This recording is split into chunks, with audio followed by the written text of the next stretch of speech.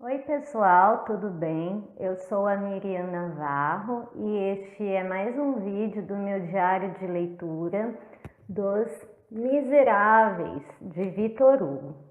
E hoje nós conversaremos sobre a terceira parte, que se chama Mários, e é composta por 240 páginas e foi lida entre o dia 28 de janeiro e 11 de fevereiro. Victor Hugo inicia essa parte descrevendo o estereótipo de um típico menino de rua de Paris no século XIX e que na verdade representa todos os meninos abandonados e negligenciados das grandes metrópoles. Ele utiliza uma linguagem muito bonita, muito poética e muito tocante, que até nos faz refletir um pouco sobre aquela imagem que nós temos de Paris, de beleza, de grandiosidade, de cultura. Então ele diz que esse garoto, ele tem entre 7 e 13 anos, não come todos os dias, dorme ao relento, não tem roupas ou calçados adequados, vive em bandos fazendo algazarras pelas ruas, conhece bandidos e meretrizes e nunca recebeu nenhum tipo de educação. Victor Hugo ressalta que, apesar de tudo isso, esse menino mantém um coração puro, porém faz ainda um alerta sobre o seu futuro. Mostra que se esse menino não for cuidado, não for direcionado, ele pode vir a se tornar alguém ruim para a sociedade. Página 622, ele diz assim: essa pálida criança dos arredores de Paris vive e se desenvolve, se enrola e se desenrola no sofrimento, em presença das realidades sociais e das coisas humanas. Testemunha pensativa. Julga-se indiferente, mas não é. Olha, prestes a rir, mas prestes também a outras coisas.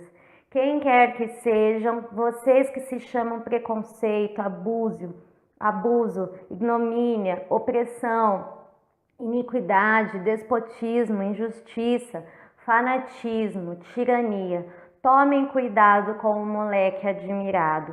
Esse pequeno crescerá. Victor Hugo faz uma crítica ferrenha a essa questão social e aponta alguns dados. Diz que em sua época cerca de 260 crianças eram recolhidas anualmente das ruas de Paris e que à época do reinado de Luís XV muitas crianças desapareciam misteriosamente e ninguém sabia qual era o seu fim.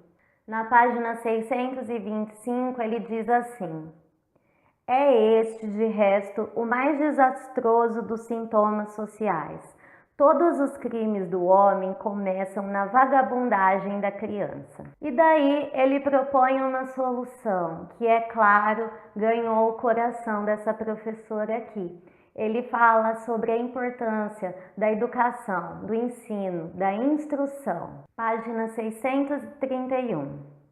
O moleque é uma graça para a nação e, ao mesmo tempo, uma doença. Doença que é preciso curar. Como? Pela luz, o conhecimento. A luz saneia, a luz ilumina. Todas as generosas irradiações sociais provêm da ciência, das letras, das artes, do ensino. Fazei homens, dai-lhes luz para que eles vos aqueçam. A partir de determinado momento, Victor Hugo constrói um personagem nesse contexto. Ele se chama Gavroche. E apesar de ter pai, mãe e 2 irmãs, ele vive sozinho nas ruas. A família mora em um casebre já conhecido por nós, aquele em que Jean Valjean e Cosette moravam antes de serem perseguidos por Javert e irem parar no convento. Esse menino busca ainda algum tipo de relação com a família, visitando-a esporadicamente, mas olha só o que ele encontra. Página 638. Essa era a família do feliz moleque de rua. Ele ali chegava e encontrava a pobreza, a infelicidade e, o que é mais triste, nenhum sorriso, o frio na casa e o frio nos corações. Quando ele entrava, lhe perguntavam de onde está vindo. Ele respondia da rua. Quando ia embora, lhe perguntavam: para onde está indo? Ele respondia: para a rua. Sua mãe lhe dizia: o que vem fazer aqui?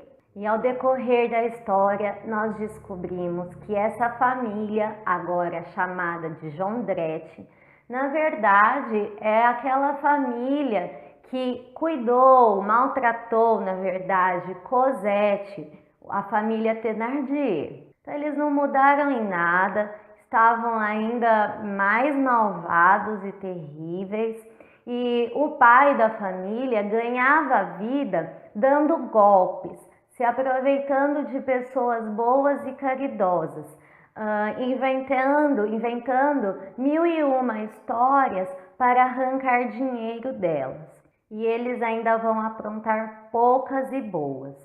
Mas vamos fazer uma pausa agora para falar de um de seus vizinhos, o Marius. Marius era filho de uma jovem com um soldado de Waterloo. Após a morte precoce de sua mãe, ele foi criado por seu avô, que o afastou de seu pai por questões de desavenças políticas e partidárias. Um dia ele recebe uma carta para visitar o pai que está à beira da morte. Ele vai, mas chega tarde e encontra somente um bilhete do falecido, no qual ele conta que foi um combatente, Waterloo, e que tinha uma dívida com um homem que salvou a sua vida. E esse homem não era ninguém mais, ninguém menos do que o Thénardier. Marius fica intrigado, vai investigar as suas origens, conhece toda a sua história, fica muito bravo com o seu avô, briga e se separa dele. Um dia, caminhando pelos jardins de Luxemburgo, ele avista um homem mais velho com a sua filha, e é claro que a gente já imagina que é Jean Valjean com Cosette. E ao contrário de tudo que foi dito na segunda parte, de que Cosette era uma menina feia, desnutrida, carrancuda, agora ela desabrochou e é uma bela menina. Na página 745 diz assim: assim como 3 dias de abril bastam para que certas árvores se cubram de flores, 6 meses foram-lhe suficientes para que se cobrisse de beleza. Um abril só dela havia chegado. Marius e Cosette começam a trocar olhares e a flertar, mesmo que à distância. Mas como ele não sabia o seu nome nem o seu endereço, eles acabam se desencontrando. E nesse meio tempo, Marius se aproxima da família Thénardier, até ajuda de alguma forma, mesmo sendo pobre, vivendo em dificuldades. Ele paga o aluguel da família, dá uma ajuda aqui, uma ajuda ali. E ele fica curioso e começa a espiar a família por uma brecha existente entre um quarto e o outro. E aqui eu abro um parênteses para comentar que tanto o episódio do Jardim de Luxemburgo como esse episódio em que Marius espia a família me lembrou bastante a escrita do Balzac. No primeiro trecho citado, eu me lembrei bastante da história A Menina dos Olhos de Ouro, em que Henri de Marseille flerta com Paquita Valdés e fica muito curioso para saber quem ela é. E no segundo trecho, eu me lembrei bastante de Ferragus, em que um marido enciumado também arruma uma forma de espiar a esposa para descobrir qual o seu relacionamento com um homem que ela encontra com certa frequência. Por um acaso do destino, Thénardier acaba encontrando Jean Valjean e arma uma cilada para vingar-se e também tirar ainda mais dinheiro dele. Como Marius espiava constantemente aquela família, ele descobre tudo e entra num grande dilema: salvar aquele que é o pai do amor de sua vida ou cumprir a promessa ao seu próprio pai, visto que ele tinha uma dívida com Thénardier. E daí entramos numa cena muito emocionante, em que Jean Valjean é atraído para o casebre, Marius está à espreita, mas anteriormente já tinha avisado Javert, sim, aquele inspetor de polícia que perseguia Jean Valjean. E é muito suspense, demora bastante essa cena, mas é muito boa mesmo. No fim de tudo, Javert aparece, prende todos os bandidos e Jean Valjean escapa pela janela. E isso desperta a suspeita de Javert, afinal, porque uma vítima sairia correndo da polícia.